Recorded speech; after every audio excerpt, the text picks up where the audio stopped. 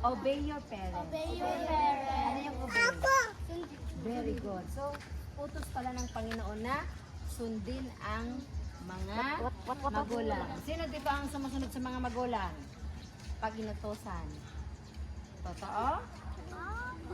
Okay, kailangan sundin natin ating mga magulang. Ano po?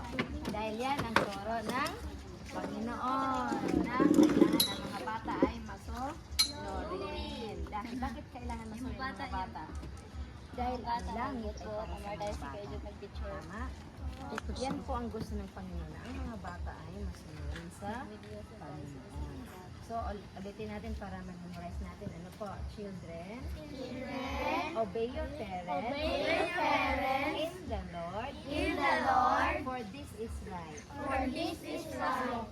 Children, sundin natin ang ating mga magulang para sa Panginoon dahil ito ang tama. For this is right. So,